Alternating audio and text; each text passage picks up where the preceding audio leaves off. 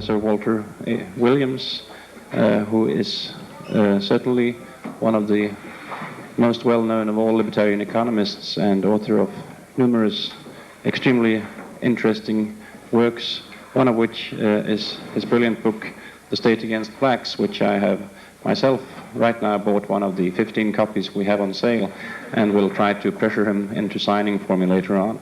I'll give you Walter Williams.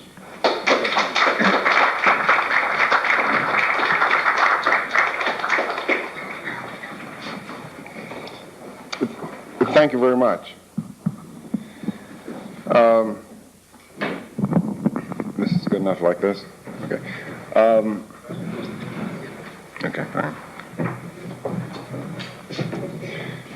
When I was invited to address you, the topic had yet to be decided, but I was hoping that I could talk about individual freedom and the effect that government intervention has on that.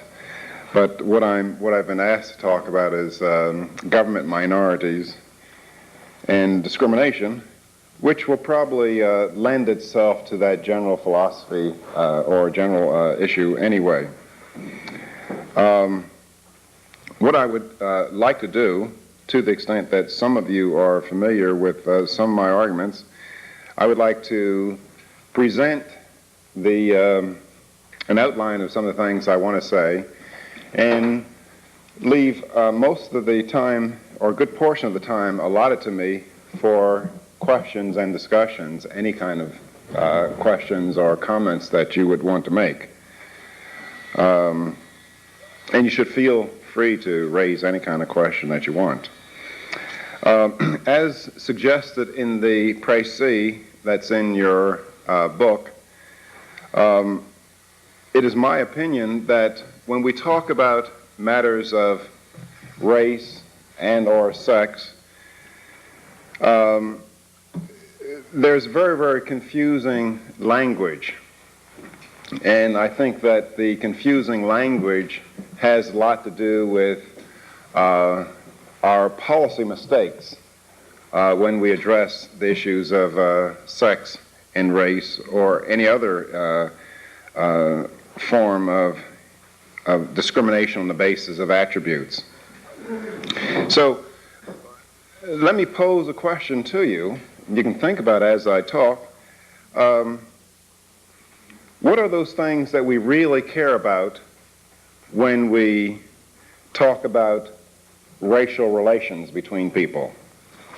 I mean, should we be upset because one individual does not like another individual because of his race or ethnicity? Should we be upset when people make arbitrary choices based on skin color, sex, or sexual preference, if you will, or things like that? Now, let's delve into those things a little bit. Or let me just ask another question. Should we be concerned that people are prejudiced? And if so, why?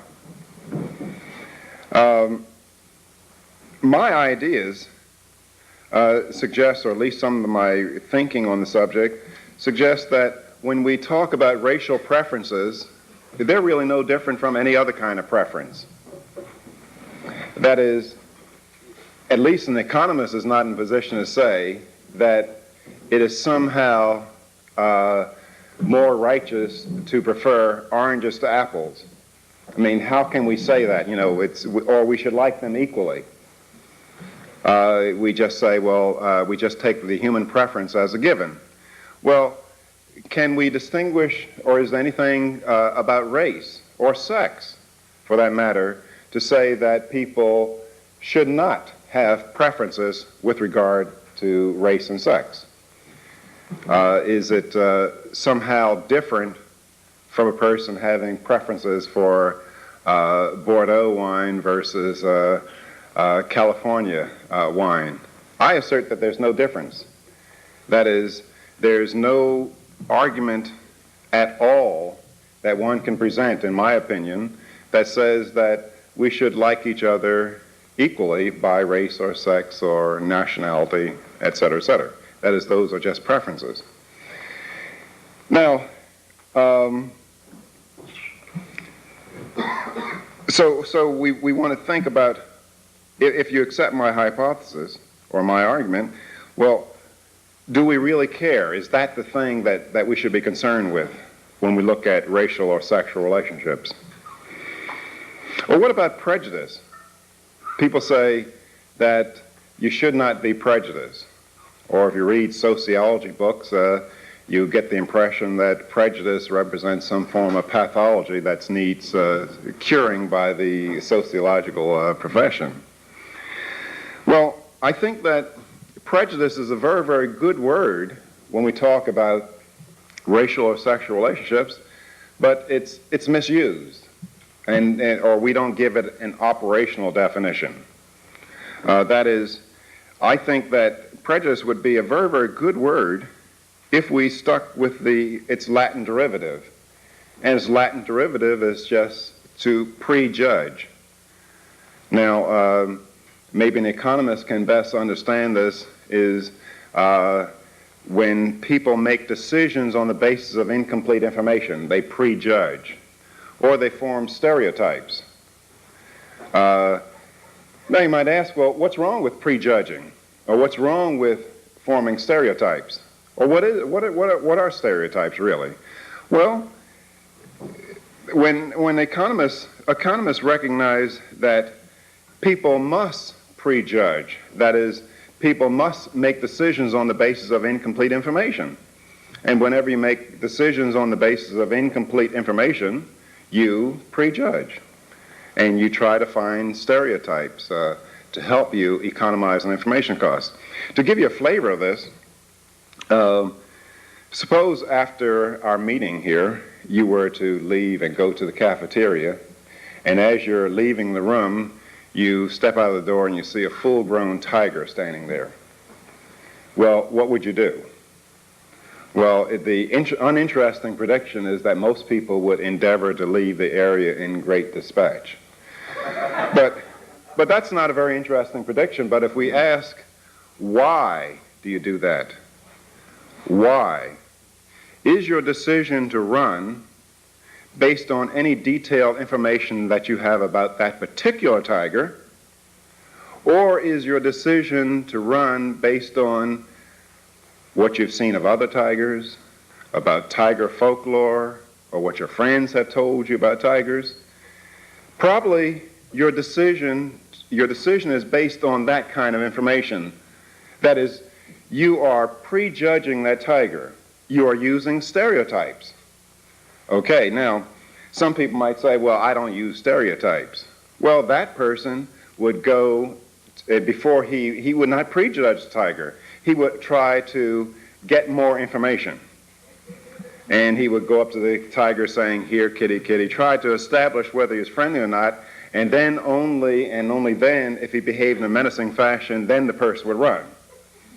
But most people make a quick calculation. They weigh the expected cost of an additional unit of information about that tiger versus the expected benefit, and you just find out that the expected cost exceeds the expected benefit, so they don't search for any more information.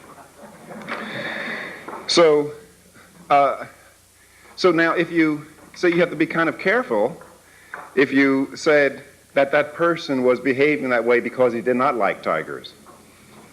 But he's really behaving in a way to economize on information costs. Let me give you another example of it. Now, suppose there were a group of people in a room, and there were five white males. Do I need this? Okay.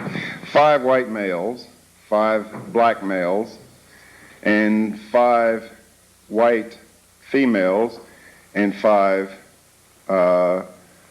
black females. 20 people. And if I had 20 people standing up here, and you could not differentiate between those people except by race and sex, that's the only way you could differentiate among those 20 people. That is, you had zero information about any other characteristic, and I suggest to you, pick a 5-person basketball team among those people, and if you win the game, you get $1 million. Now, how would you choose? Now, you have zero information about their basketball playing productivity, proficiency, and they all appear to you to be equal, and you can only distinguish among them by race and sex. Well, a good Bayesian, he would probably confine a lot of his choices to the black males, knowing that there is an association between race and sex, not necessarily a causal one, but at least an association, at least in the United States. Now, even Germaine Greer would not say, well, I'm not going to pick men. And suppose she did. Suppose she chose to discriminate against men. Well, would we care?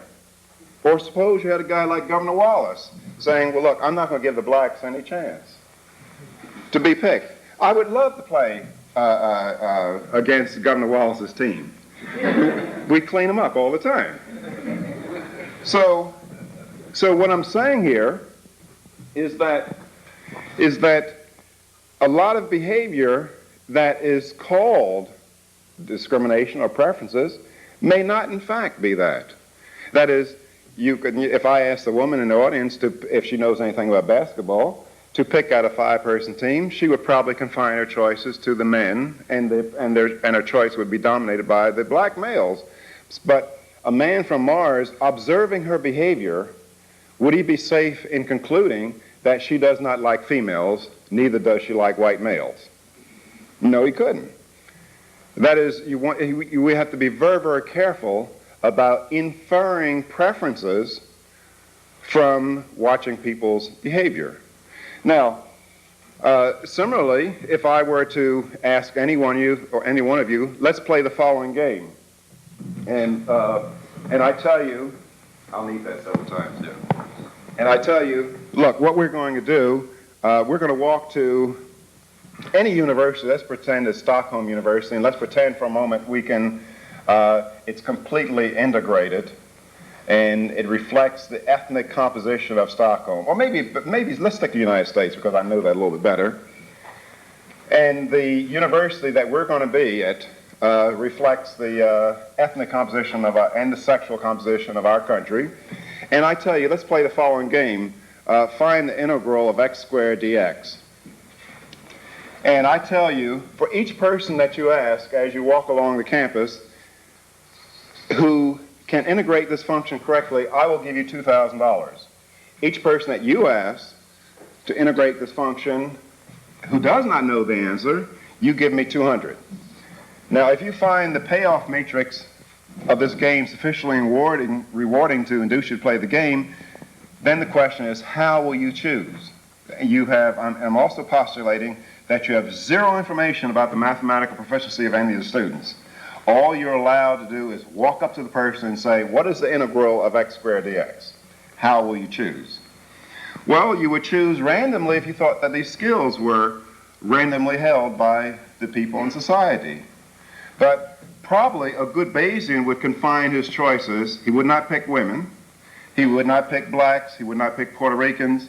He would probably confine his choices to Japanese males, and not those wearing crew cut, not those wearing sandals and looking hippie-like. But he'd probably confine his choices to Japanese males. Now, again, the person is behaving on the basis of incomplete information. He is optimizing. The same thing with employment. That is, if you're a firm hiring people, and it's going to cost you, let's say, $1,500 per applicant that you interview for a job, and you're looking for an applicant who can perhaps get, let's say, 700 on an SAT test. Well, would you send your recruiters to places like Harlem and Philadelphia, where you nonetheless you have to pay $1,500 per prospective candidate? That's what it costs you to screen, but your return is going to be relatively small. So you will choose other schools or schools where there's a higher probability of success, and indeed the schools with the higher probability of success may not be black schools.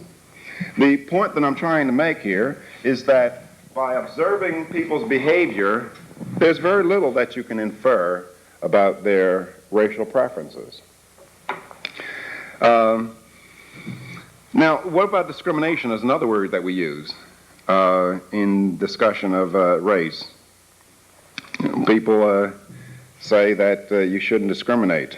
Well,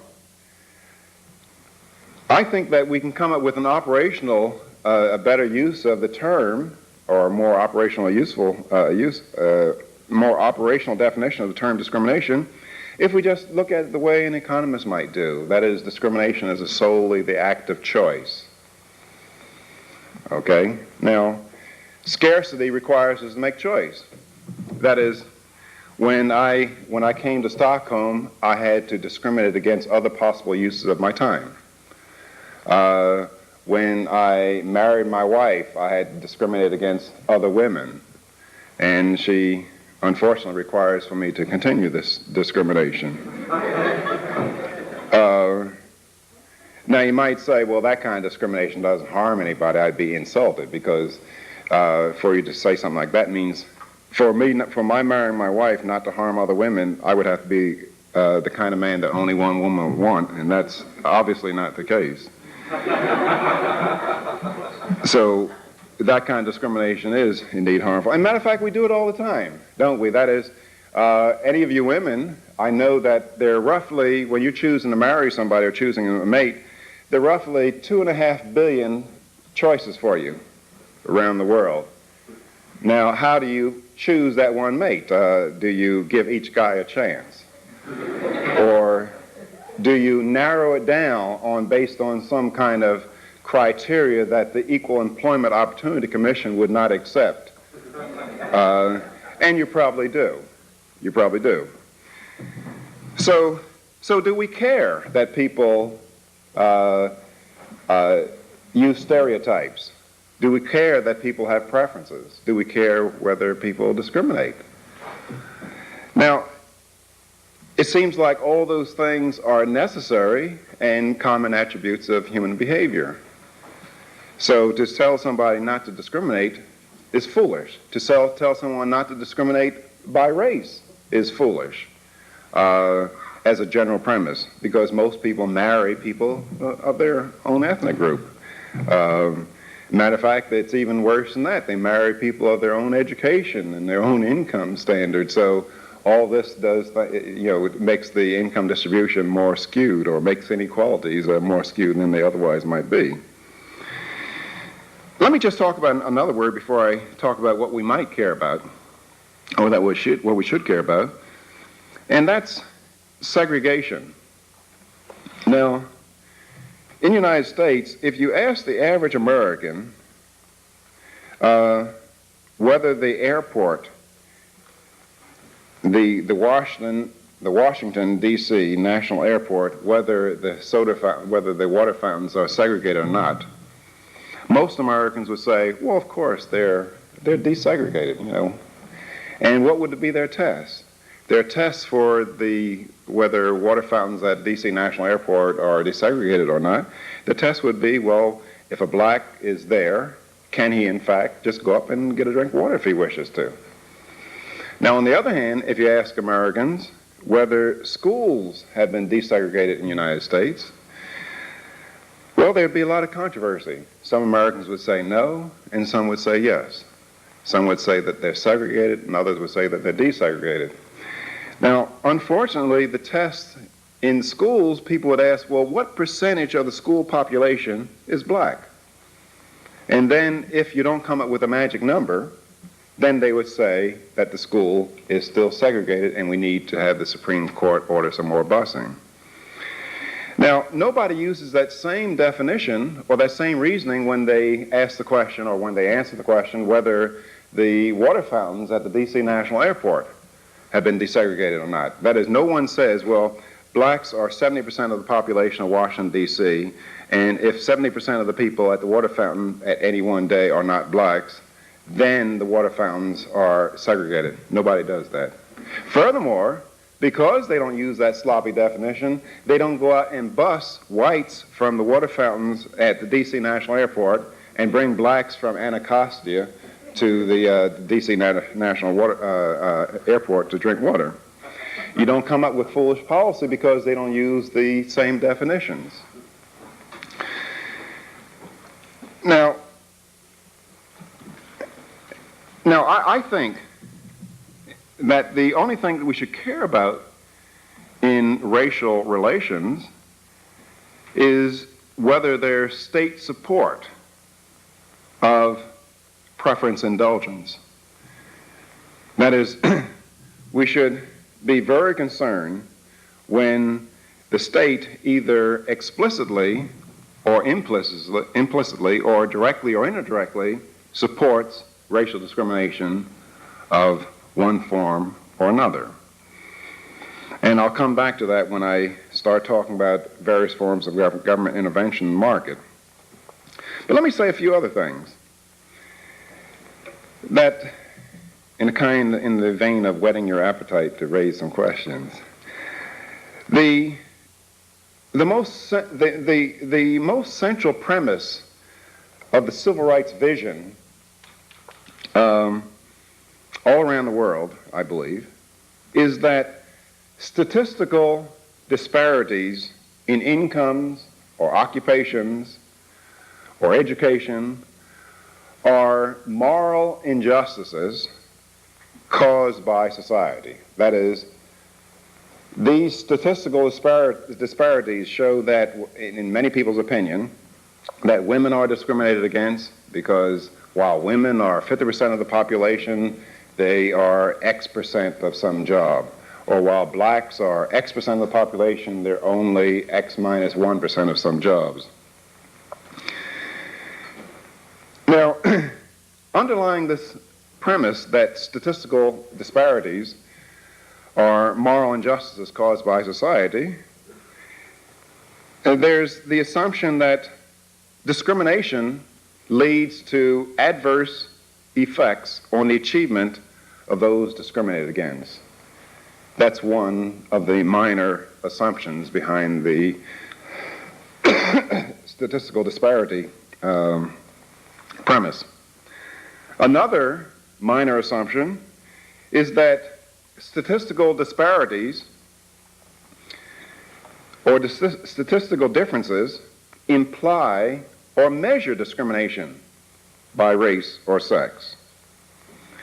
And this assumption depends upon a third, and that is, in a critical assumption to the civil rights vision, that statistical disparities would not arise and persist without moral injustices being imposed by the society. Now let's look at some of these assumptions or premises behind the civil rights vision. But first, before we look at some of them, we know, or at least we should know, that if A is known to cause Z, we cannot infer Z when B, C, and D are also known to cause Z. That is, we know that smoking, for example, is a cause of cancer. But would we say that everybody who has cancer smoked? I think that that would be somewhat fallacious to say that. So when we see disparities or differences between statistical differences, we know that discrimination may cause those differences, but we cannot say that when we find a difference that it was caused by discrimination. Let me look at some things, or let me just throw out some observations of statistical disparities, and I would like for you to think whether they were caused by discrimination. First, 50% of Mexican Americans marry in their teens, while only 10% of Japanese do so. Now, that is indeed a statistical disparity. But, matter of fact, Japanese, they wait until the median age for Japanese marrying is somewhere around 30, 31 years old. Now, given that statistical disparity, and I don't know whether anybody can say that it's caused by discrimination, but it can lead to some other observed differences. That is, there are surely different income implications from one marrying when he's 30 than one marrying when he's a teenager. There are different income implications both for that individual and for his children. Let me throw out another one. In the United States, 75% of all professional basketball players are black, and the highest paid ones are black. Now, surely that is a statistical disparity. That is, blacks are not 75% of the United States population. There are 12% of the United States population, but 75% of basketball players. Can one say that that's caused by discrimination? Or can one say that black basketball players are involved in some kind of conspiracy against white basketball players? Not to mention Japanese basketball players and women basketball players. In baseball, 3 out of the 5 highest home run hitters were black. The 10 highest slugging averages in a season, 7 were German Americans. The 5 times that more than 100 bases were stolen in the season, all of them were by blacks. You could go on and on. You could look at other differences between people in the United States and perhaps around the world. Look at age differences. In the United States, the median age of all Americans is 30 years old. The median age of Russian Orthodox Jews is 45 years old. Polish Americans, 40 years old. Japanese Americans, 34 years old. Black Americans, 22 years old. Mexican Americans, 16 years old. The median age, for those of you who have forgotten your statistics, median is half above and half below. Now, can one trace those age differences, those rather fantastic age differences, to racial discrimination? They're statistical differences. Would one expect that all ages should be the same? Now, furthermore, there are also other socioeconomic implications of these differences. That is, if you compare one group, most of whose members are teenagers, against another group, most of whose members are mid-career adults, would you be surprised to find significant differences in income at the median? You shouldn't be surprised at all, because you're comparing teenagers with mid-career adults many times. So the fact that there are significant income differences at the median for many Americans, a lot of people say that this is racial discrimination. But a lot of it represents things other than race.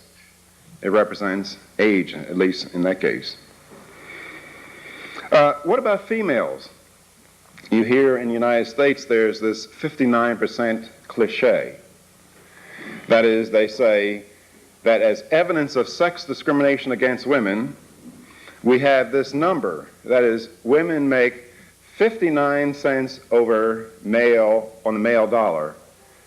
And they say, and the assumption is that women are equally productive to men, but yet they only make 59 cents on the male dollar. Well, first of all, if you were to accept that, it would require that you believe something incredible. That is, here we have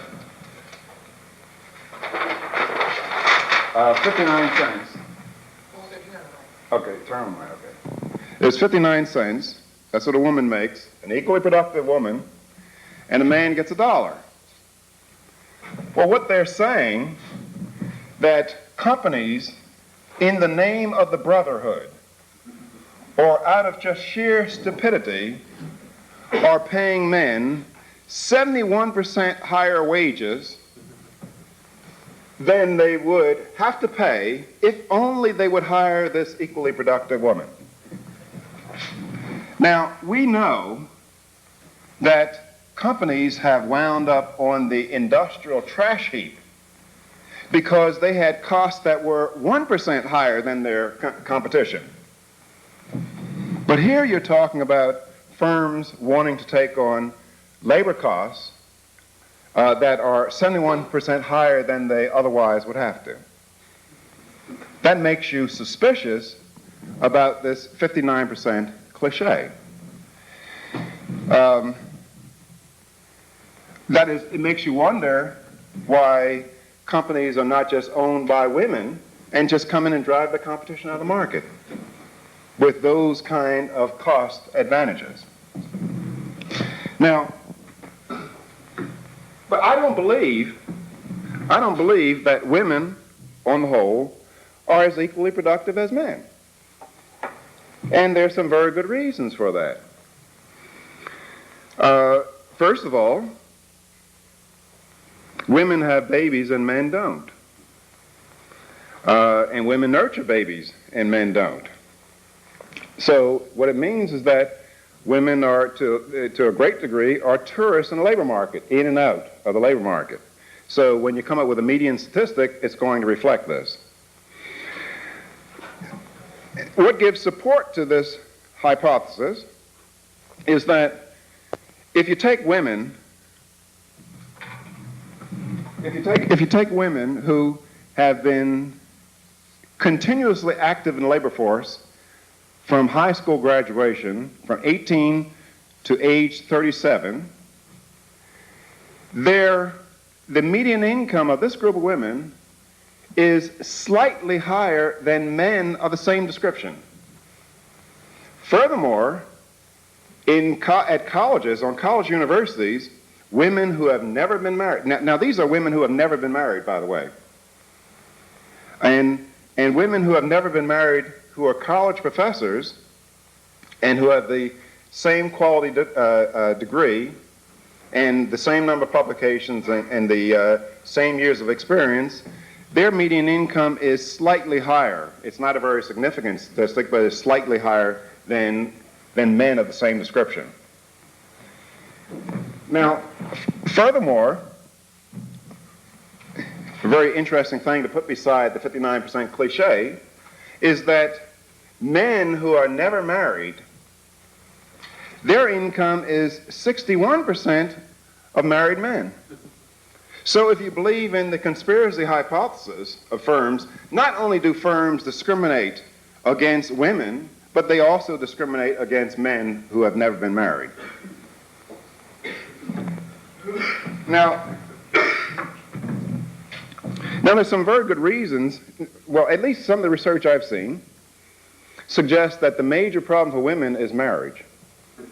That is, when women get married, they put themselves at a serious disadvantage because when a man marries, he gets a helper. And when a woman gets married, she becomes a helpee. And there are different human capital development implications of those roles, of different roles. That is, men come home from work and kick off their shoes and read their journals. A professional woman comes home from work, she kicks off her shoes and gets the kids washed and fixed dinner and et cetera, which does not contribute that much to human capital accumulation. Furthermore, there's the mentality of whither thou goest. That is, when a couple moves, normally when the couple moves physically, moves from one city to another or one country to another, normally that move means an upward move for the man and a downward move for the woman. And I might just make one more thing before I go into just 2 or 3 issues about government. And that is,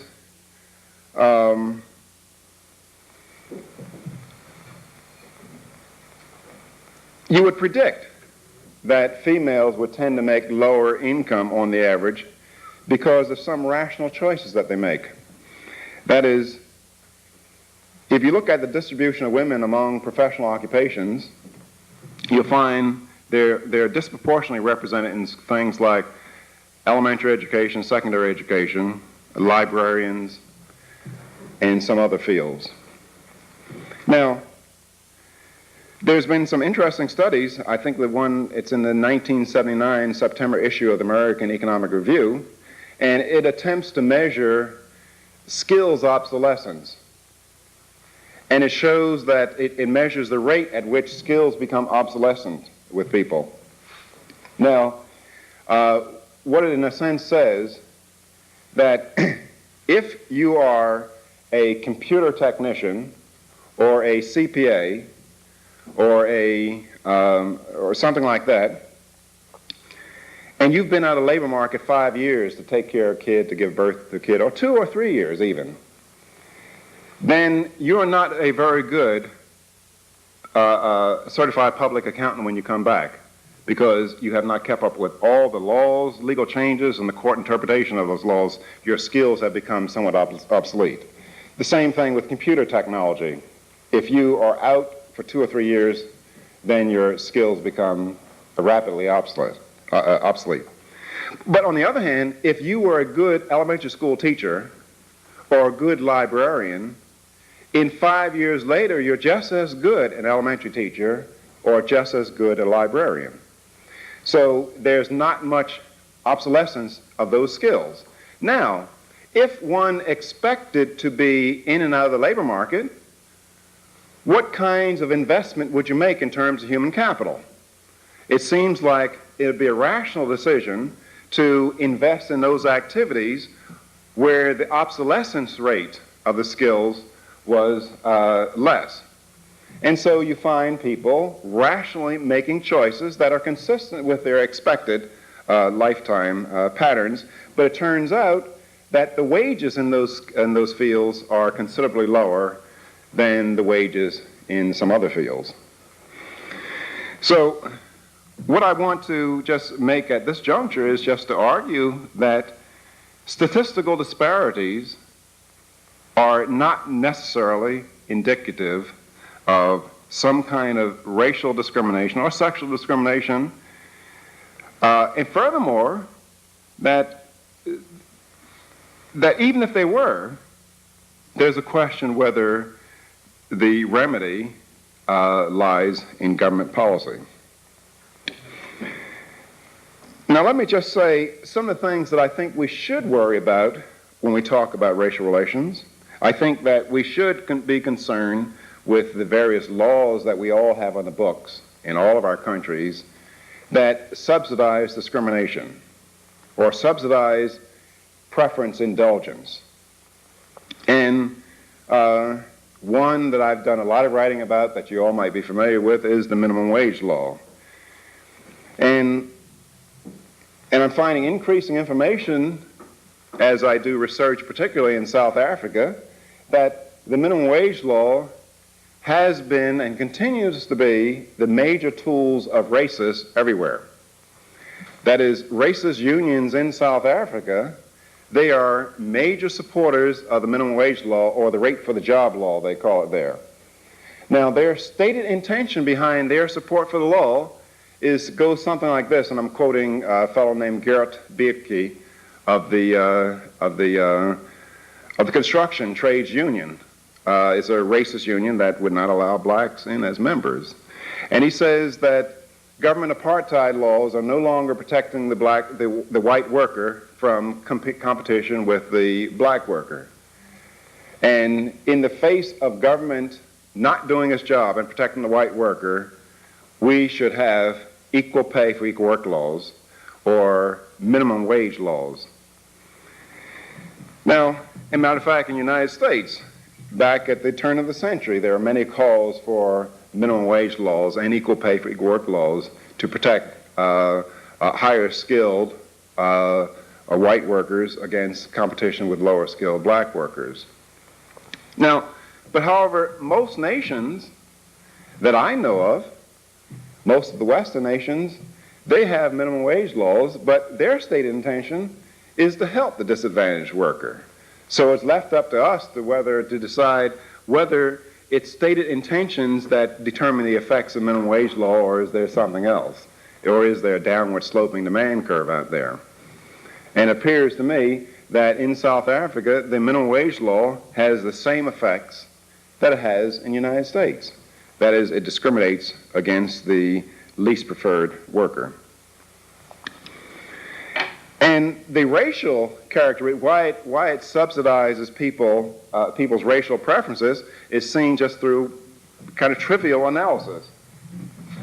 That is, if you must pay, say, $3 an hour to no matter who you hire, and 10 people show up for a job, and 5 are black and 5 are white, or 5 are men and 5 are women, well, there's no basis for you and let's, for simplification's sake, let's say that they're all equal in their productivity. Well, there's no economic criteria there's no economic criteria for you to choose. So, of necessity, you must choose your worker based on non-economic criteria. You must choose on how you like that person, how that person appears, whether he's a member of your church, whether he's a member of your political party, or whether he's a member of your race. And the reason why the minimum wage law gives inducement for racial discrimination is that it lowers the cost of racial discrimination. The cost is zero, whereby if the black workers, let's assume this white workers wanted $3 an hour and a black worker wanted $2 an hour, well, the cost of discriminating against an equally productive black would be $1 an hour. And economic theory predicts that the higher the cost of something, the less you do of it. And so you would find that the cost would be a positive instead of a zero.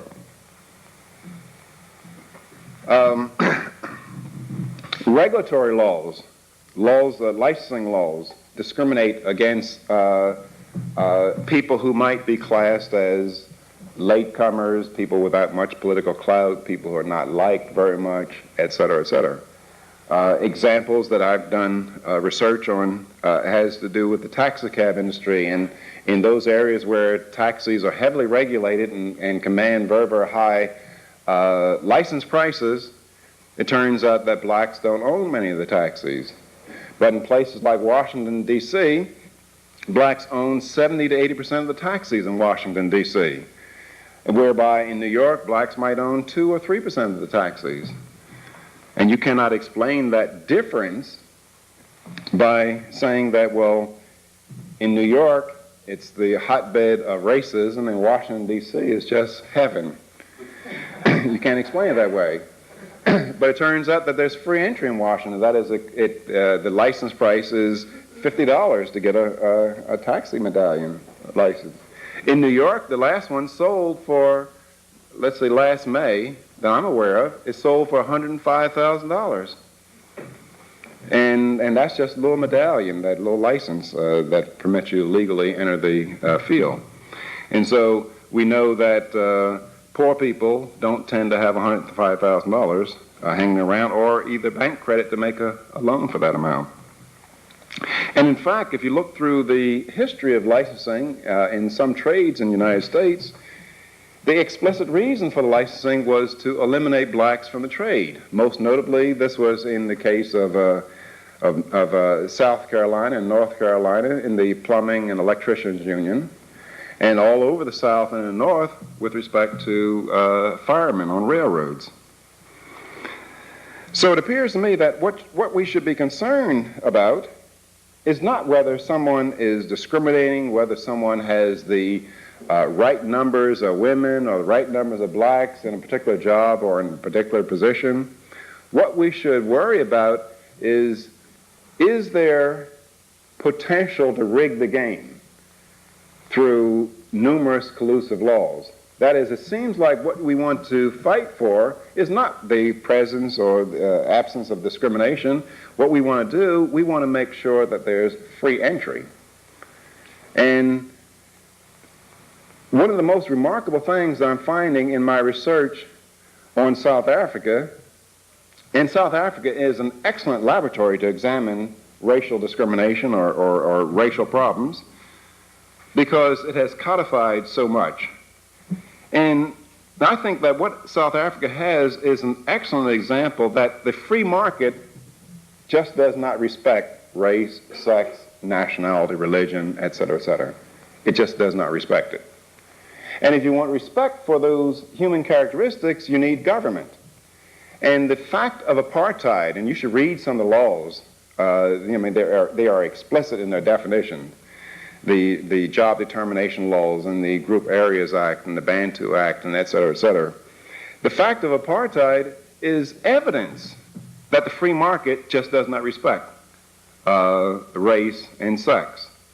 That is, in order for, these are white-owned companies in South Africa, the mining companies, and the history shows in late 1800s, early 1900s, that there is no great solidarity between white mine owners and white African workers, South African workers.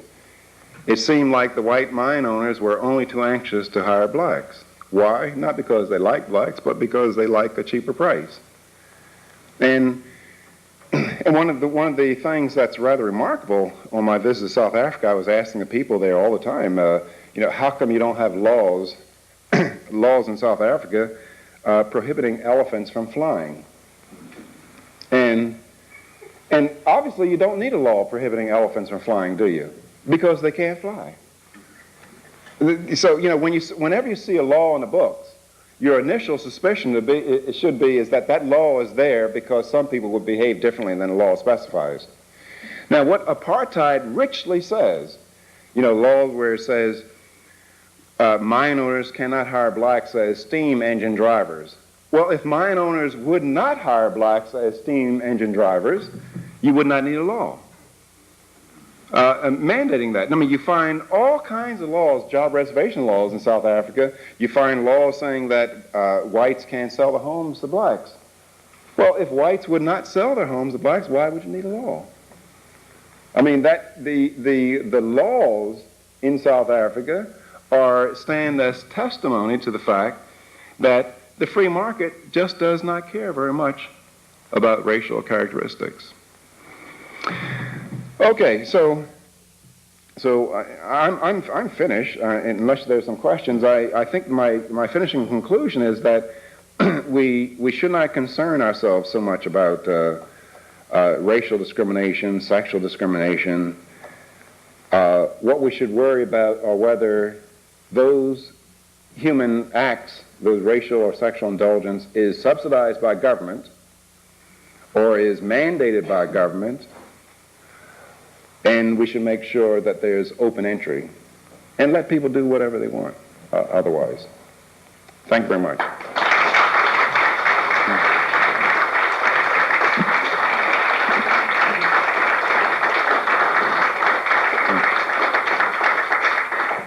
Yes, that lady there. Oh, you have to take a mic around.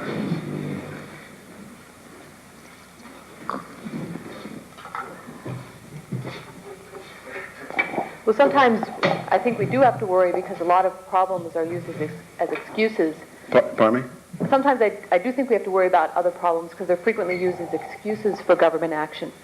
I was wondering if you could comment on, recently there was an article in Atlantic Monthly by a man named Lehman that was trying to explain in black ghettos the high proportion of illegitimacy and single-parent households and so forth. And he was offering a cultural explanation in terms of people who had immigrated to cities from rural tenant farmer backgrounds. And I was wondering if you had read it and what you thought about it. No, I have not read it, but there are a lot of exotic reasons to try to explain the high rate of black illegitimacy in the United States and the general decline of the black family. For those of you who are not aware, the illegitimacy rate in the United States among blacks is roughly around 55%. That is, nationally, 55% of all black babies are born out of wedlock. And in some cities like New York and Chicago, you might find 80 or 90%, New York and Washington, D.C., rather. Now, the illegitimacy rate among blacks is a new phenomenon in black history in the United States. That is, in 1940, the illegitimacy rate among blacks was about 12%. In 1918, the illegitimacy rate among black teenagers was less than that among white teenagers. So how do you explain the increase in illegitimacy and or out-of-wedlock marriages or slovenliness in general? Well, I mean, I think any economist would tell you that if you tax something, you're going to get less of it. And if you subsidize something, you're going to get more of it, whether it's wheat, cheese, or slovenly behavior. And indeed, in the United States, we have been subsidizing slovenly behavior. That is, we have been making the cost of illegitimacy or having kids out of wedlock relatively cheap. That is, through welfare payments, through other kinds of in-kind payments. And then the fact that the modern times of the 60s and the 70s, there was a loss of the ostracism associated with illegitimacy. When I was a young kid, and keep in mind for all of you, I just look very young, but I'm much older than that. But when a black girl would get pregnant, she was a disgrace to her family, and she was sent down south to live with a relative, and because it was just a disgrace. Nowadays, I mean, girls get pregnant and their stomachs, and they're just kind of dancing in the streets, going to school, and all the social penalties have been withdrawn from it. And so, what? To whites also. That's right, and the illegitimacy rate among whites is higher than what it was. So I think that I think one author put it that the welfare state in the United States did more to destroy the black family than slavery could have ever done. That is, slavery and Reconstruction could ever done. That is, black families were far more stable during the Reconstruction period. In New York, in 1920, in New York, 80% of all black children lived in two-parent families. And nationally, up until 1960, it was 75% of blacks lived in two-parent families. And it was roughly equal, a little bit less than that of whites. Today, the number of blacks living in two-parent families is around 42%. And it's declining. And it's Reagan didn't do that. I mean, and it's no evil spirits that explain it. I believe that the welfare state explains it.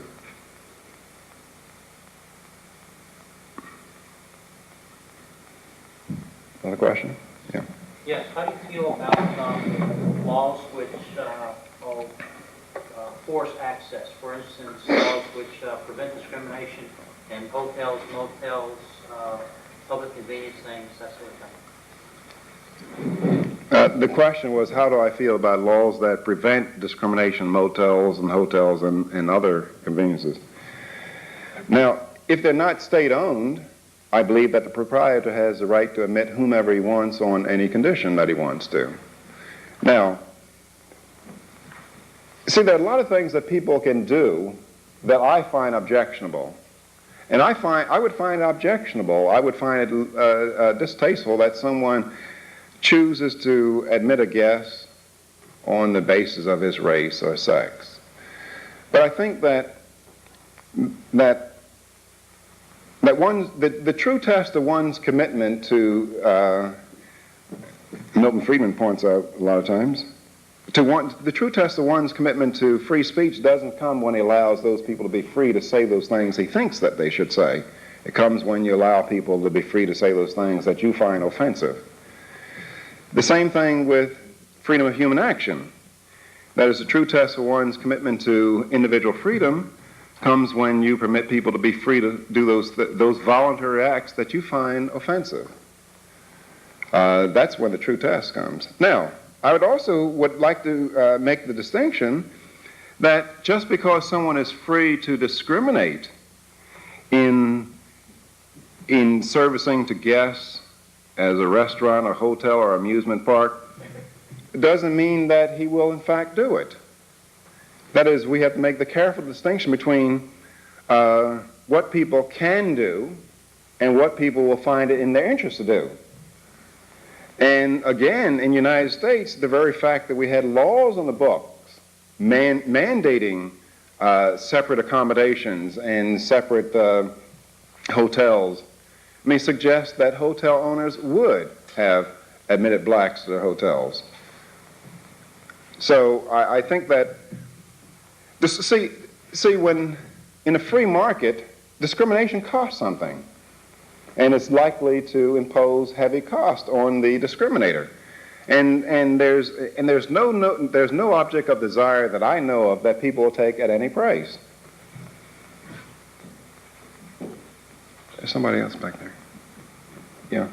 Well, I just want to give a little answer on the question before.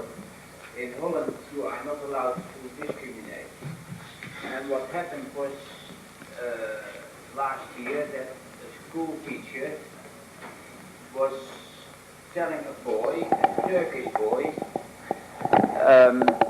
who immigrated a couple of years before, a secondary school boy, that his, how do you call that, his Dutch thesis was the best of the classroom. So he was very good, and that was even more because he was a Turkish boy. So the school teacher was penalized. He was discriminating the Turks. So he tried to do his best to do what he could for the boy, but he was brought to court, and I think he got 14 days prison. I didn't follow. Did you say he was discriminating in favor of him, or? Oh, he just told him he was the best of the classroom. Yeah. But because he was a just immigrated Turkish boy who had to learn the Dutch language within a couple of years, it was even a bigger thing to be the best one of the classroom. So because he was a Turkish boy, he was stupid, and that was discrimination. You hardly can understand it, but it happened. Yeah, I can't understand it either. I mean, he shouldn't refer to the fact that the boy was Turkish. Oh, I see. That is discrimination in Holland. Uh-huh. So you hardly can say anything anymore. Okay. Thanks. I mean,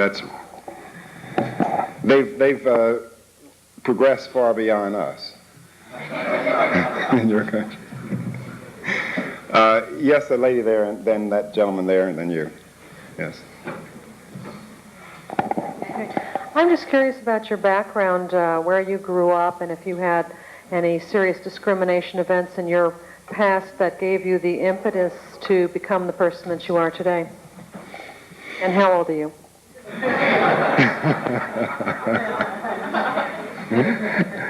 Well, I'll start with last. I just had my 50th birthday several months ago. I grew up in North Philadelphia. You all know a colleague that I grew up with, and all of his stories he tells are true. It was, and I believe at times the mother said, "Don't be like the boy, he's silly and he's never going to get anywhere." And she was referring to Bill Cosby. We both grew up in the same neighborhood. And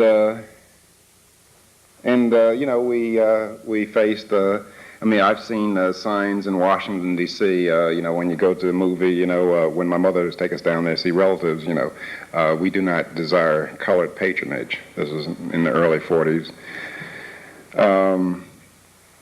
In the Army, I was sent down to Georgia, from Philadelphia, Georgia, without a good orientation on the Southern way of life, and I had some problems adjusting to the Southern way of life down there.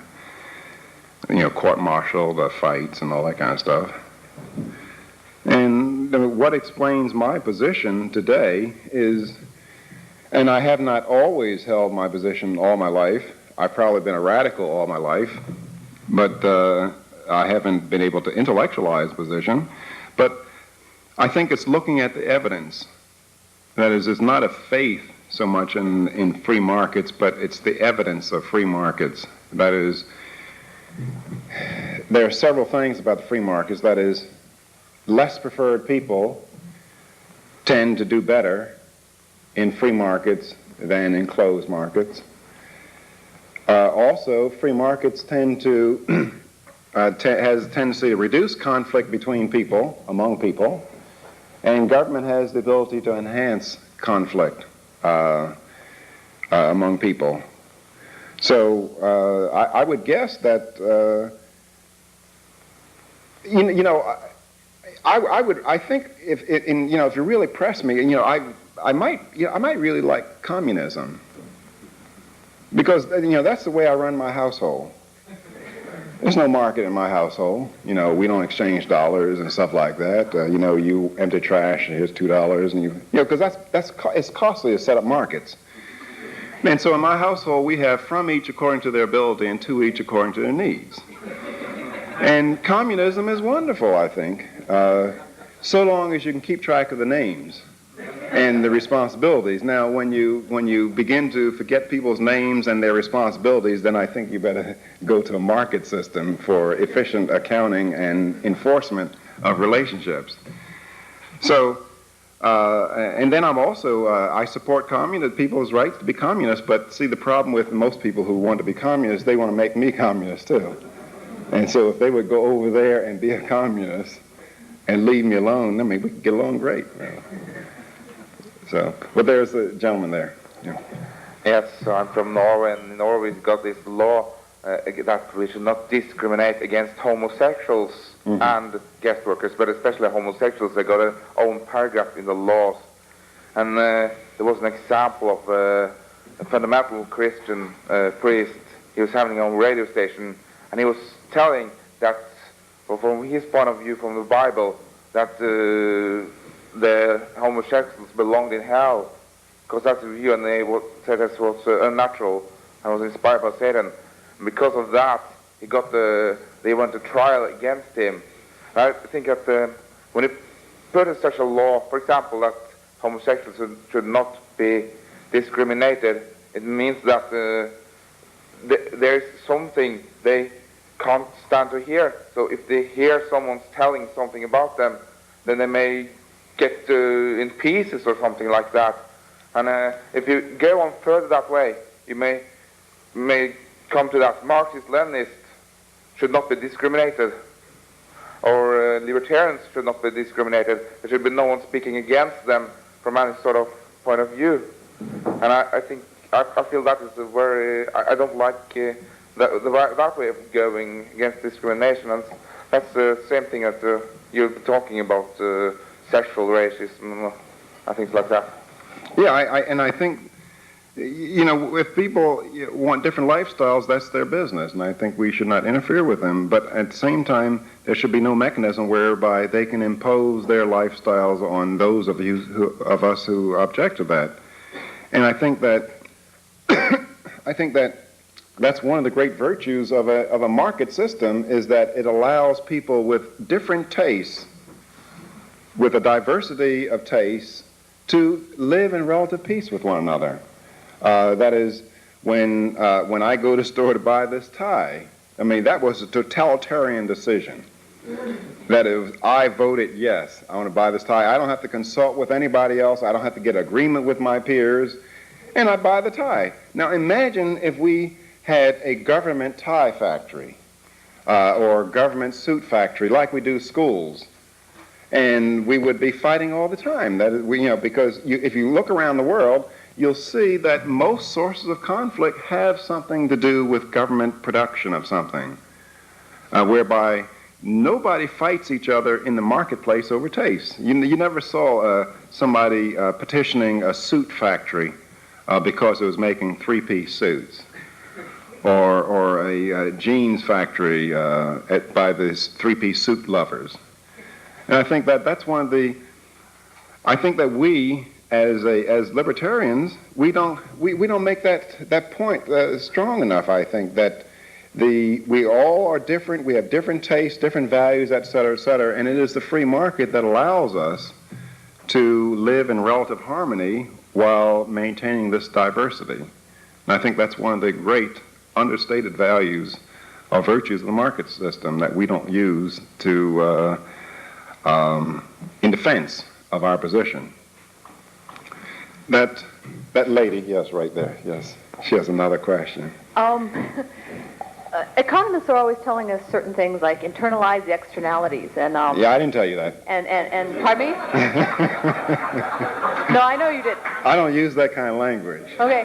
Well, and the cost of information can be high and so forth. Now, in the initial examples you were talking about of, you know, the basketball team and the SAT scores and so forth, where people don't have much information. And given that it seems to be all over the world that people are very ethnocentric and always categorizing people by race and cultural group and so forth, you know, there seems to be that in the Japanese case with the SAT scores, there are some Japanese people who are experiencing a positive externality due to the achievement of some other Japanese people. And likewise, there are many black people who are experiencing negative externalities due to behavior of other black people. And I'm wondering if there's a way of internalizing these externalities where you're suffering from what may be high cost of information. Well, I don't know. It cuts either way. You know, I'll let you continue your question, but No, go on. But you know, when I in 1975, I went out to a Hoover institution at Stanford University on sabbatical, and I spent a year out there, and I had been, you know, really slovenly, and I was out of shape and stuff like that. And I go down the basketball court, you know, determined to get back into condition, and I was the only black guy down there, and all these guys fighting to have me on their team. And I just could barely get down the court, much less do anything when I got down there. I was so bad out of shape. And they were, I thought that they were quite angry with me. You know, how dare I be a black guy and couldn't play better basketball than that? So as you pointed out, the externalities can go either way. But you know, I think that when people make erroneous choices, they pay for their costs. I mean, I'm sure that unfortunately the people who might be incorrectly stereotyped, they pay for their costs. But if you had, are you an American? Okay, you'll know this. And the reason I asked you is because you'd have some familiarity. If you had, I mean, given the fact that there's costly information, and that people have stereotypes or maybe wrong estimations of black productivity, how could you reinforce this? Well, it seems like our government policy reinforces that. That is, consider this consider just a non-racial example. I mean, suppose you shop at a store. Everybody hear me, can't they? Suppose you shop, you're used to shopping at A&P. Okay, you're used to shopping at A&P. Okay, now, here's Walter Williams' store, anybody's store. Here's a XY store going to open up in your neighborhood. Now, how is XY going to get you to give them a chance to experiment, see how their food is? Well, typically what do? They have a sale, don't they? That is, they lower their price, right? Now, you look at many aspects of the labor market, people are not allowed to lower their price. Whether it's minimum wage law, whether it's government regulations, whether it's scales, or whether it's union agreements, or whatever, people untried people are not allowed to do like XY store, okay? Now, what's another thing? Well, affirmative action rules, you know, a guy says, you know, let's say I'm going to hire you. I'm going to hire you. And I say, you know, that woman, I think that she might turn out fairly well. I have a hunch. I mean, she has a resume. I don't know anything about that college she went to. I don't know anything about her references. But I have a hunch that she might work out well. Now, but however, my lawyers come up to me and say, Williams, you better not give her a try, because if you try her out and she doesn't work out and you have to fire her, you might have to spend $400,000 defending yourself in court against sexual discrimination suits. You could just accuse me of sexual or racial discrimination. And so I say, well, I'm not going to try. I'll stick with people I know. That's the same thing analogous to the store. Suppose here's your house here, and there's a law saying that once you tried a store, you had to stick with the store. You could never fire the store. Well, that would reduce your incentive to experiment, to try to get out more information. So I'm saying that in the United States and in other places, we have laws that reduce people's willingness to experiment, to get more information, to try out people under circumstances that they haven't tried them out before. And that's one of the big problems. I mean, when you make it costly to fire somebody, you also make it costly to hire them. Joan. Charles Murray wrote an article once in which he pointed out that it's almost a mathematical certainty that affirmative action laws will lead to a perception of black inferiority because there are not enough blacks to go around. And affirmative action requires that everybody have a certain number. And so there's enormous competition for the best top people in every field. And then certain companies will have to then take people who are not really as qualified in order to fill this quota. Mm-hmm. And so that what happens is that in terms of, the general perception, everybody is fighting, the few best people can only go to a few firms. People are then promoted, again in Peter principle, because they become politically necessary. Yeah. Yeah, and matter of fact, and I might add something to this, which you might not have thought of, is that there's a bit of perniciousness with this process. That is, there are other people who benefit. That is, for me, like if I'm General Motors or U.S. Steel, I will support affirmative action programs or racial quotas, and I'll get a lot of good public will.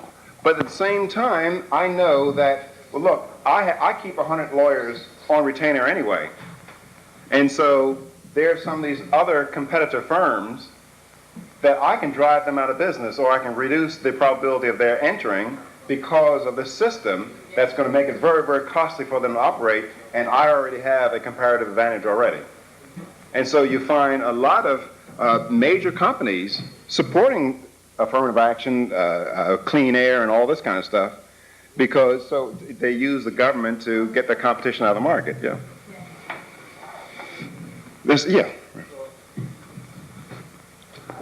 Okay, excuse me.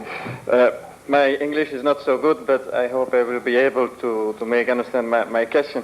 It's, in fact, we as libertarians are against welfare because welfare is paid with money gathered by coercion. But what you said about the black families may give us a new argumentation. But I don't know if I did understand it totally well.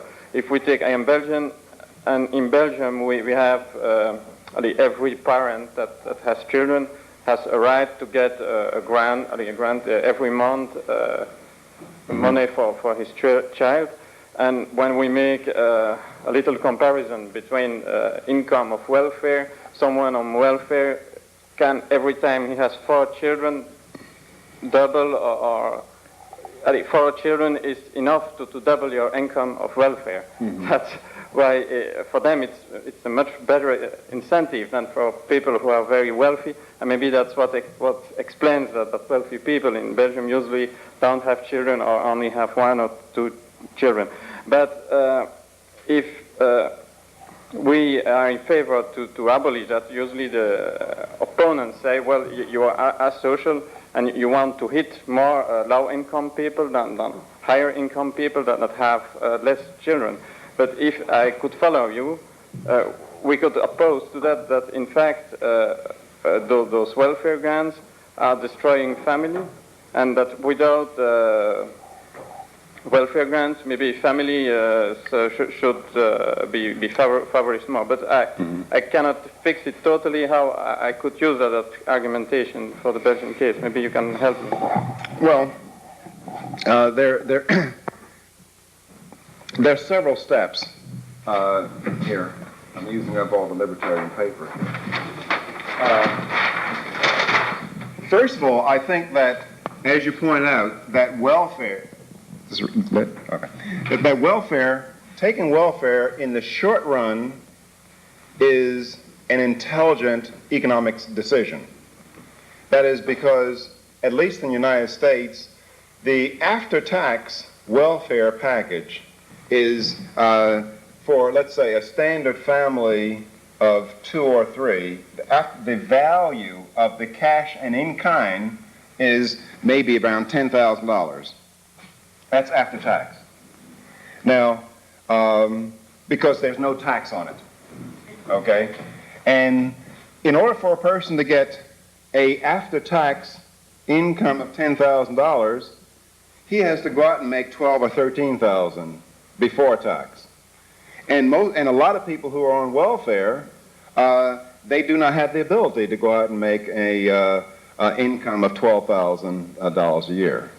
Okay. Now, so poor people are poor, but they're not fools. That is, they will make the economic calculation, and as you point out, it's a wise decision in the short run. But it's not a very wise decision in the long run, because getting that first job and gaining on-the-job skills will, in the long run, get you an after-tax package that's higher than the $10,000. And I think that's one of the arguments. Then furthermore, in the United States, the fact that the welfare system gives incentive for single female-headed households, it turns out that they could possibly be richer if there wasn't this disincentive to break up the family. That is, by having 2-parent families, that would get you out of poverty, because in the United States, we're wonderful in the United States. I mean, our poverty level is $10,000 a year for a family of 4. I mean, we're just wonderful people here. And very rich to afford a poverty level like that. And, our poor people have cars and televisions and things like that. But it turns out that on a minimum wage job in the United States, which is $3.35 an hour, each person on a minimum wage job, a year's wages is close to $7,000, close to $7,000. And if 2 people are working full-time, you're really talking about $14,000. You're out of poverty. So if you had a 2-parent family, if there weren't systematic disincentives to break down a family, a whole lot of people would not be poor. They would not be on the poor rolls. And that's one of the other things that the welfare system does. It breaks down the family, and female-headed families of any race, they tend to be poor. Poorer on the average than 2-parent families. But there's another issue. When we talk about welfare, when I talk about welfare in the United States, I don't talk about the poor getting welfare because, welfare is an epidemic in the United States. Everybody is on the dole. I'm talking about farmers in the United States. We have aid to dependent farmer programs. We have aid to dependent motorcycle companies, aid to dependent banks. And matter of fact, I would guess that out of our budget, we have a $1 trillion federal budget. That includes the above-ground government. There's a lot of underground government, so we don't know quite what it is, the so-called off-budget expenditures. That only, in my opinion, only $400 billion goes towards legitimate government functions. The rest of it is an activity which is illegitimate for government. That is the confiscation of one American's property and giving it to another American. And we have many, many programs. Social Security, we spend over $300 billion in welfare for the elderly. And the welfare for the poor, I doubt whether it's, I guess, is, one of the very interesting things we spend, it's estimated that in the United States, if you add up all the spending at the federal, state, and local levels, you would talk roughly around $360 billion in programs that have as a justification coping with some aspect of poverty. And it turns out that if you divide the number of poor people into this amount and just gave them the cash, which I'm not proposing doing, each poor family of four would have $36,000 because they're roughly, how many more? How many? Yeah, 10 million. 10 million poor people. Each poor would have $36,000 a year. Each poor family. And Gordon Tullock, according to his estimates, he would say $48,000 a year. If you look at his book, The Economics of Income Redistribution. And so what I'm suggesting is that poor people are being used as cannon fodder to conceal, or stalking horses to conceal the income objectives of other people. That is, the best way to get money from another American is to say that you're doing it for the poor. I know Tom Sowell, my colleague, he was telling me that, I don't know how true it is, but a friend of his was visiting, driving through an Indian reservation, and the Bureau of Indian Affairs officer was crying. He asked the man, "Why are you crying?" He said, "My Indian died." And his budget depended on the number of Indians that he had there. And I'm very sure that many poor people are seen in the same light by people who I call poverty pimps. Yeah, Johnson? Walter, we have a lot of welfare programs, and those have to be adopted by government, so there presumably is a powerful political constituency that exists to get these programs going. And of course, you've just shown that the poor people, by and large, do not benefit this, certainly in the long run. Now, given that we all know that poor people do not make up a powerful political constituency, because if they were powerful, they wouldn't be poor, who is it that benefits and makes up this powerful political constituency that produces welfare programs? Well, I think it's varied. I think that civil servants are a beneficiary to the poverty programs, those people who get high incomes from administering them. Politicians who are able to buy votes. And then, but I would say maybe the primary beneficiary are middle-class Americans. That is, who are able to redistribute income in their favor in the name of the poor. Let me give you just some examples. I have escaped the slums of North Philadelphia, and I live in a very high-income suburb of Philadelphia, along the mainline suburbs. And several years ago, when my daughter was starting school, my wife asked me, could she have some change? Could I have some change for my daughter's lunch? And so I said, how much you need? And she said, I believe it was 75 cents or something like that. Now, it's been a long time since I've received a lunch for 75 cents, and that is a subsidized lunch. Now, you wonder, why I don't need the subsidy, my neighbors don't need the subsidy, why are we getting it? Well, we say we have the school lunch program in the United States, and so that kids won't go to school hungry. But however, the school lunch program is given for every kid. Or you look at college, a lot of the subsidies to higher education are to make college affordable and available to the poor. But according to all the statistical information I know, that no more than 5 or 6% of the college population across the United States consist of people who come from poor families. The major beneficiaries of the income program are middle class and upper class kids. Or you look at the farm program, the justification for the massive subsidies to American farmers from the government is to help the poor family farmer. And according to Richard Rahn at the Chamber of Commerce, he estimates that over 60% of all the farm subsidies go to farmers who have operating incomes over $200,000, operating profits over $200,000. And that hardly qualifies as poor. And matter of fact, the farm subsidy program probably works to the disadvantage of poor family farms. So you can go after program. Matter of fact, Milton Friedman says, and I haven't found any exception to his rules, he says, other than cash transfers to poor people, that if you take any poor program, any poverty program, and look at the intentions of the wishes or the objectives of well-intended people, and you turn them on your head, on those intentions on their head, you get the results of those poverty programs. And I can't think of too many exceptions of any government poverty programs. So there's a mass of people who benefit from this, and they're not poor. The poor people, see, the poor people will pay the cost of it. That is, they'll, for example, and many poor black people will.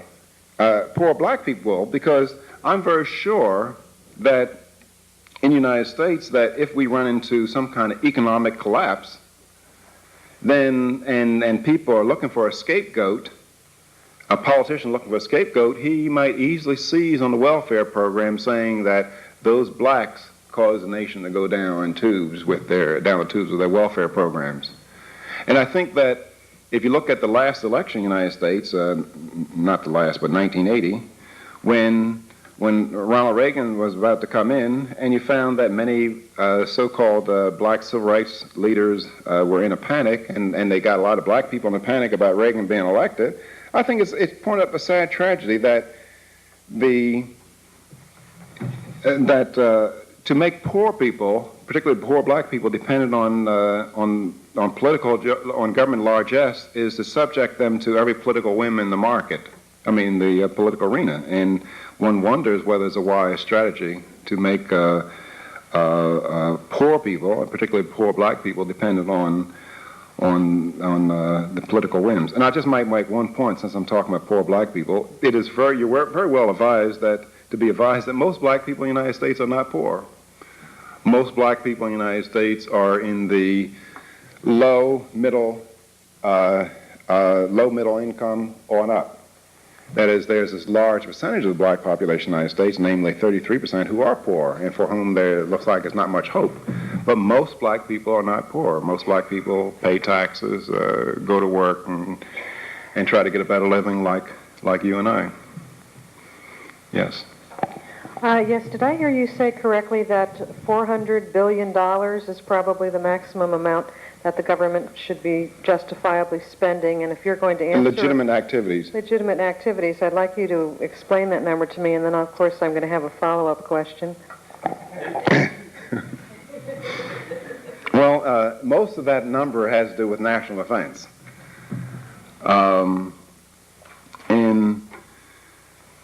The court system, adjudication of disputes, enforcing contracts, it's just a rough idea. It could easily be defense plus $5 billion.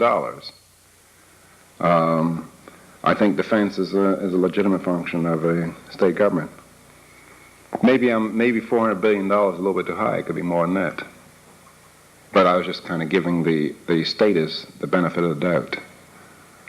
Well, I know, excluding the $6,000 coffee pots and all that sort of thing, many of us don't believe that even if the state is a legitimate defense for, externalities or whatever you call it, $400 billion is a bit much. But I'm wondering if you're familiar with the libertarian literature on non-status external defense, and have you rejected the possibility of a free market in defense? Yeah, I think that's very naive. I reject it, and I have an argument with many of my libertarian friends over this. That is, I view the world as a hostile place. I view that we have some adversaries around the world that would like to be able to impose their will. And I think that if United States cannot defend itself militarily, then you can forget about Western Europe ever having any semblance of freedom. You can forget about Sweden. You can forget about all over having any kind of freedom. Now, it is my opinion that yeah, right. And those countries wouldn't let us fly over them.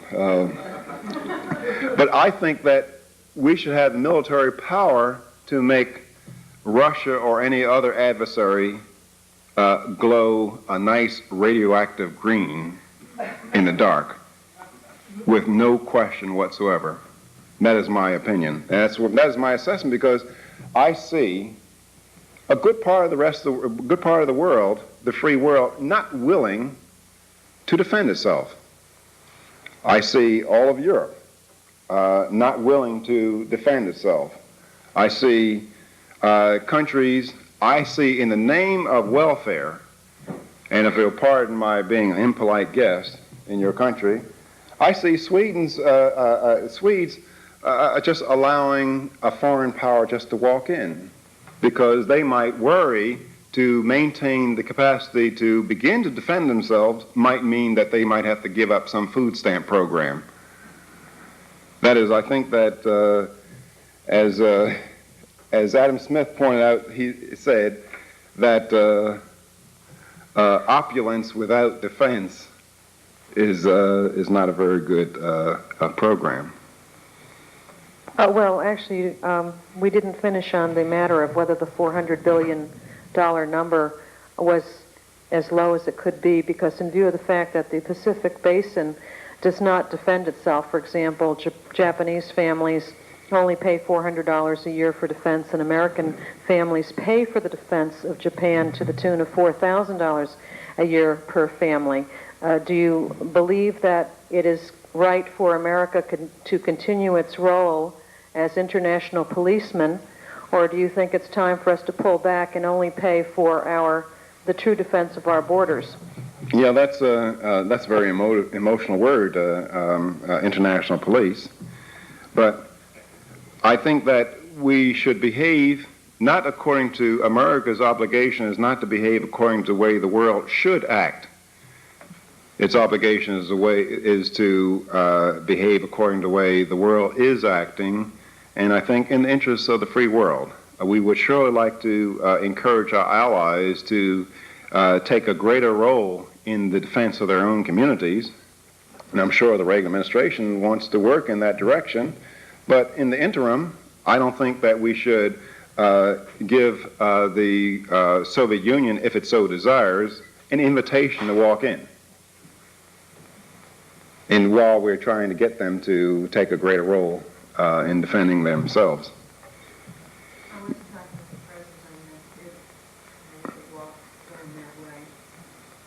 You know. Yes, the gentleman down here. I'm curious, do you support the proposed Star Wars program? Now, I don't look at Star Wars or the Strategic Defense Initiative as being, I don't evaluate it as being 100% safe. So if it's 80%, if it has a 50% probability of working, I think that it gives any adversary second pause. He has to reconsider. If we can knock 4 out of 5 of his missiles out, well, then he has to think again.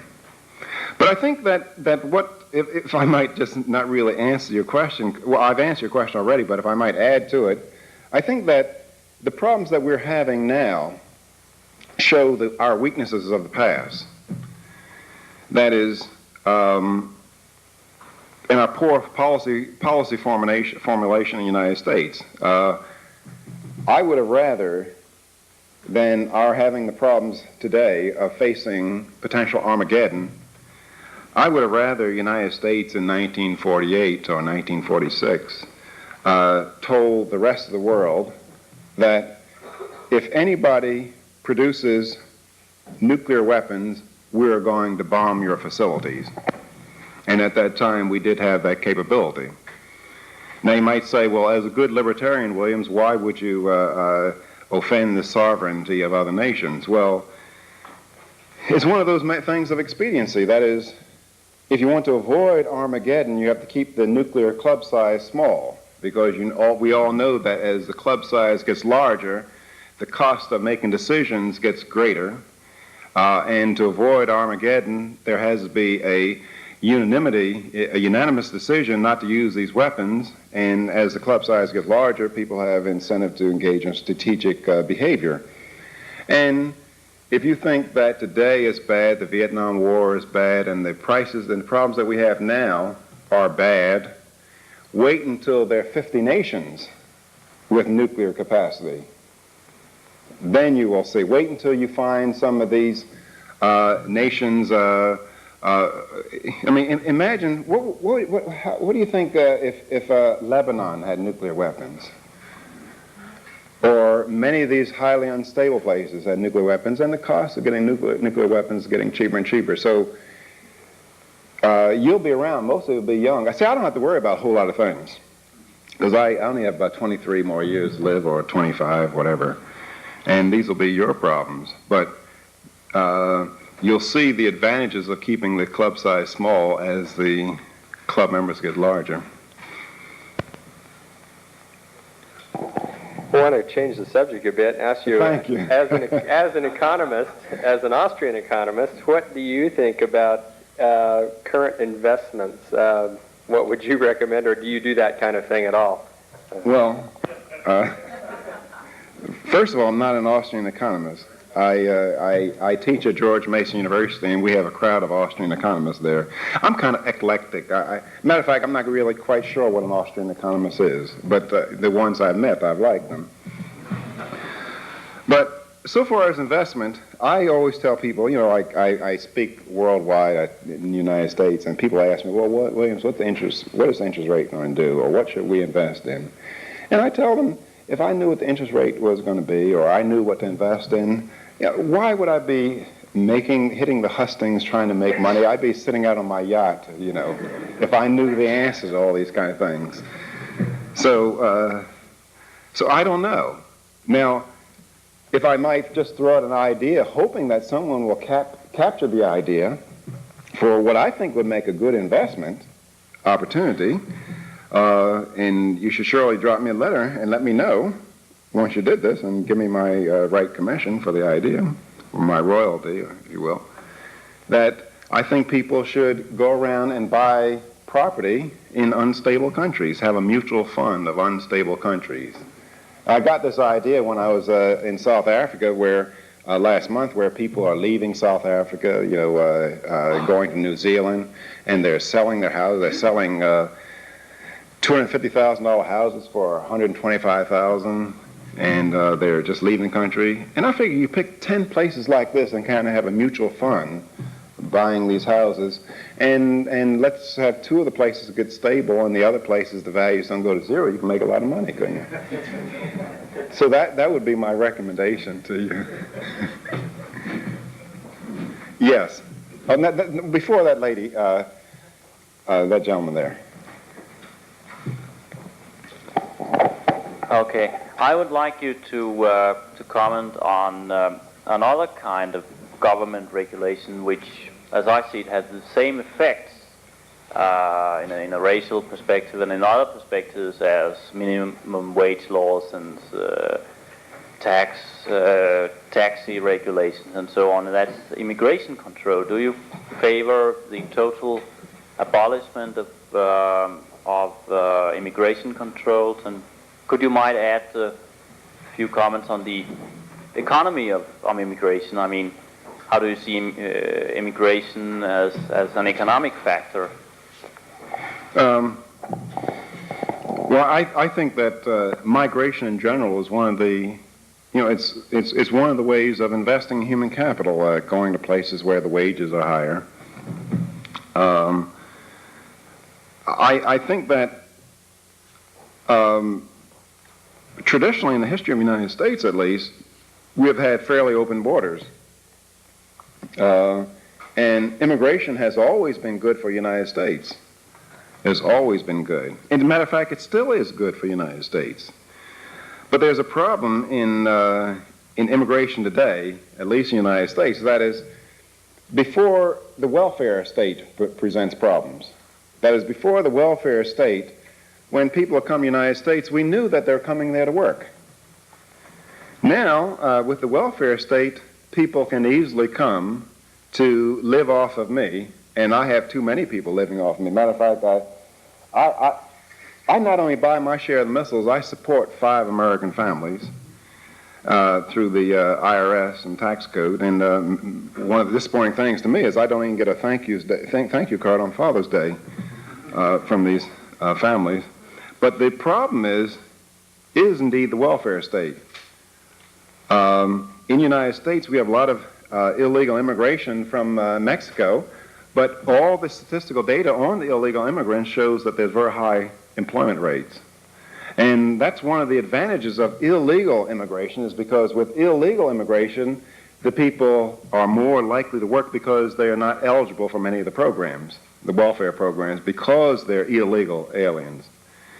So, matter of fact, I've testified in Congress in the United States that I support illegal aliens, and I have some reservations about legal ones.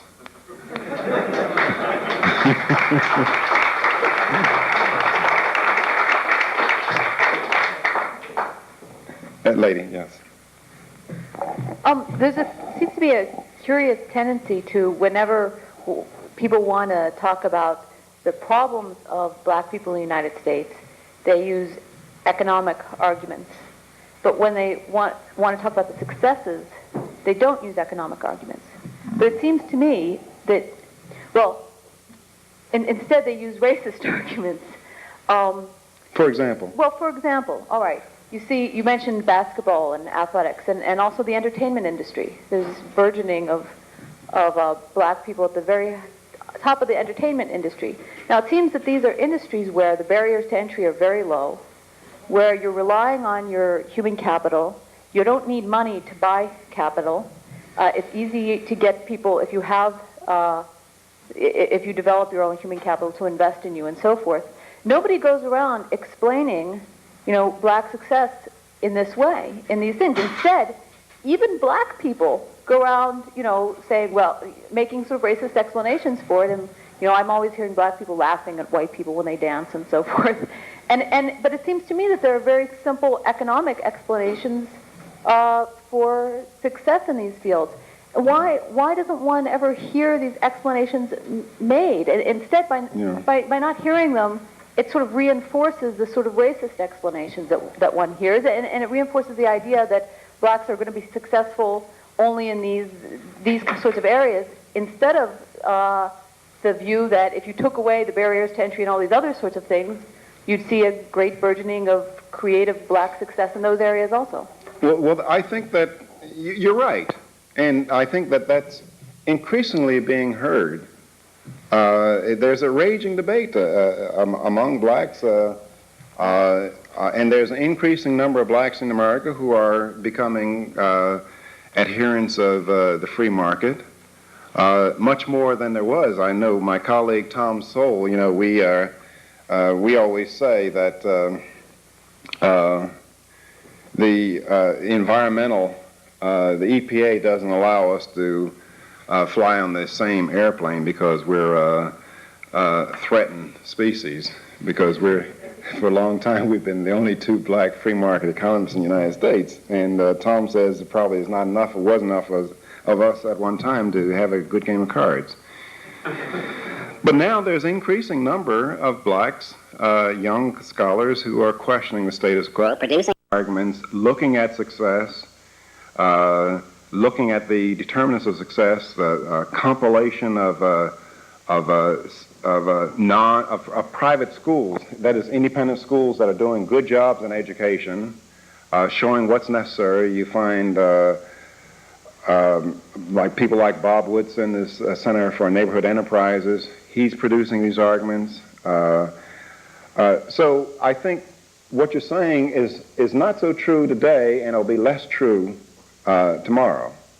And indeed, economists have talked about the fact that this is what I said a little bit earlier, that is, less preferred people do better in markets where there's open entry, where there's free enterprise, where there's less regulation. And this has been identified among economists like Harold Demsetz wrote this in an article in North Carolina Law Review several years ago. Armin Alshin, Becker, and any number of economists have pointed out the advantages of free markets. Now the question is getting it popularized. But interestingly, it's not only free market, it's a mixture of things.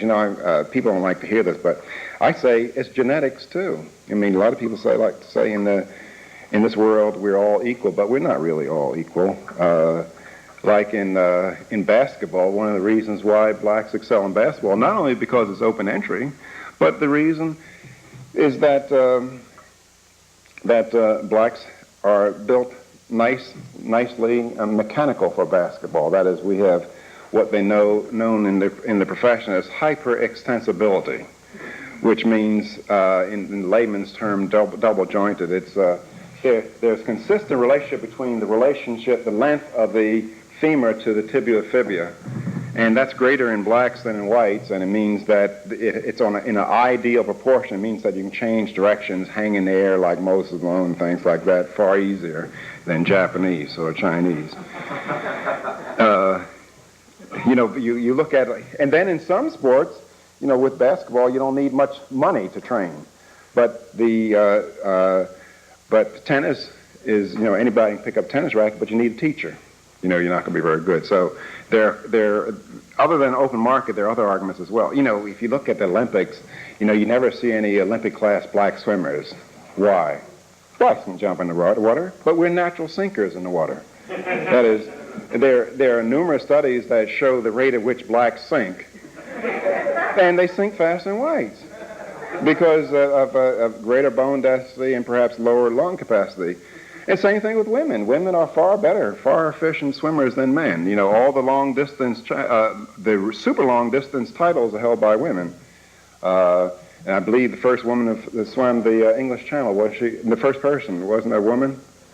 Yeah, they have a greater ability to convert fat to energy, and they have more fat, and they float nicer, and their bodies have a nice hydrodynamic design. And so genetics explains a role. Like another thing, like when there's the Olympics on the 50-yard dash or the 100-yard dash, I go get my beer. I say, well, the brothers got this one. I don't have to worry about this. I don't have to sweat this one. So I can go get my beer. So there are many things to explain, but a free market is part of it, I think. Any other? That gentleman there. And then I'll get the lady. You've had a Why chance don't already. you get the media attention that Jesse Jackson gets, or some others of that stripe? Well, I'm beginning to. But see, I believe people like Jesse Jackson. They're saying what people want to hear anyway. With the media, at least according to what I read and my impressions of it, they have a statist, interventionist, arrogant bias, and Jesse Jackson would supply that much more than I would. Furthermore, and I don't mean to insult anybody here by saying it, but a lot of white people in the media and a lot of white people in many positions, they love to be put on a guilt trip. Jesse Jackson will make people feel good. Well, he'll punish them, and where Walter Williams won't. As a matter of fact, at one department meeting, I'll give this short little thing, that at one department meeting at Temple University, I had just been at school for about 2 months, and we had a department meeting, and they were talking about adding a new course called Black Economics. And so I was asking my colleagues which way demand curves, supply curves slope for blacks and things like that. And I couldn't get any unambiguous answers from them. And so anyway, they had a department meeting deciding whether to have this course. And so I asked the department chairman, could I break parliamentary procedure to make some comments because I had to go. And so they voted, being a democratic institution, they voted I could break parliamentary procedure. And I told the people that I wanted to declare full and general amnesty to all white people for both their own grievances against my people and those of their forebears. And the reason why I wanted to grant them this amnesty is so that they would stop feeling guilty and stop acting like fools. Because a lot of white people accept behavior from blacks that they would not accept from whites. And that is racist in and of itself. That is where you go to Dartmouth University, and the Black Student Union has asked for a whole floor to be blacks only in the dormitory. This was several years ago. Now, and the dean permitted it. And he would not put up with that from white students. or teachers at colleges accept behavior by blacks that they just would not accept by whites. That's racist. I understand. Somebody was telling me at lunch that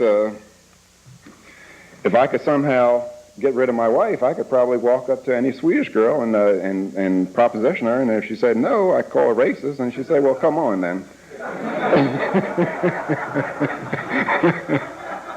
So which is, this is racism.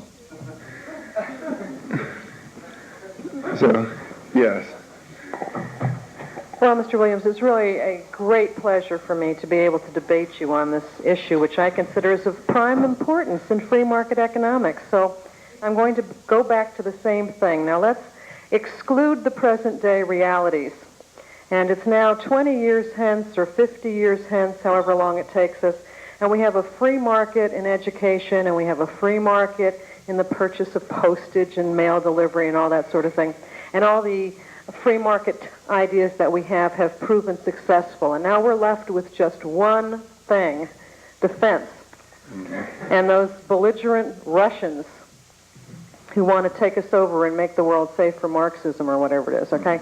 I can't believe that Americans are too stupid or too, whatever, not in their own self-defense, that sufficient number of Americans would not pay for armies on a voluntary basis, would not pay for FDI voluntarily. No, I wouldn't. And that, it's really hard for me to believe would not. You would not trust the American people to pay for their own defense. No, you're asking about with me. Well, the point is because people have come around and asked me to contribute to public broadcasting, and I say you can't deprive me of the benefits if I don't pay. Yes. But no, this.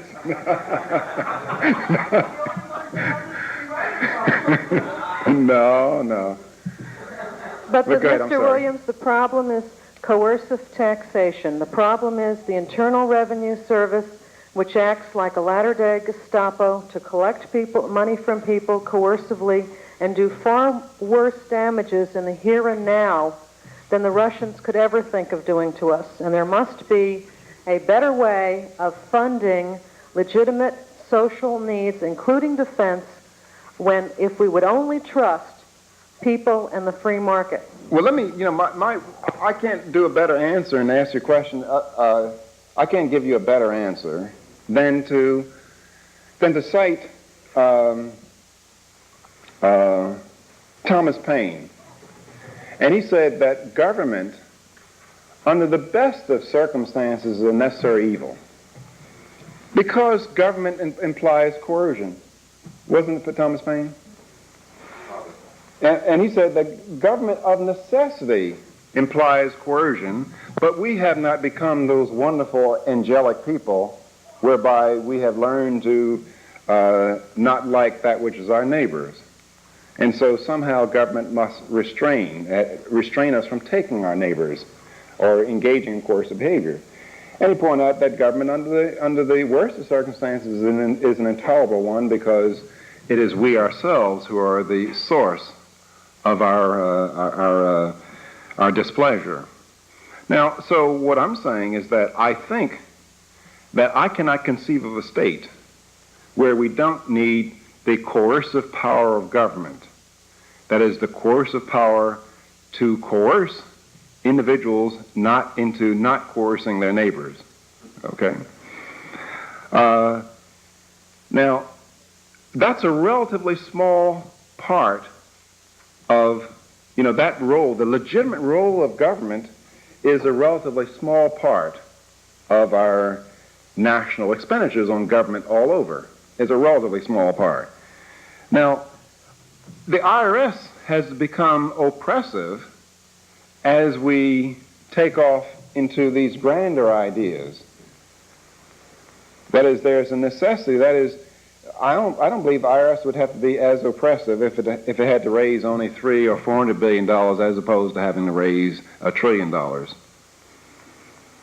Now, see, this is one of the problems. That is, as we try to force people to do things that are not in their interest, that they perceive not in their interest, we have to become more and more oppressive.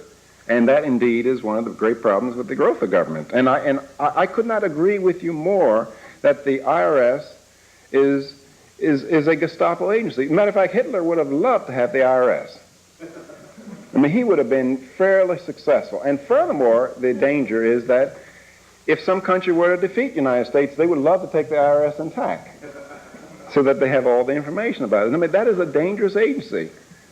And that is one of the good reasons that we need to reduce the size. I agree with you, but I don't go as far to see a private support of national defense.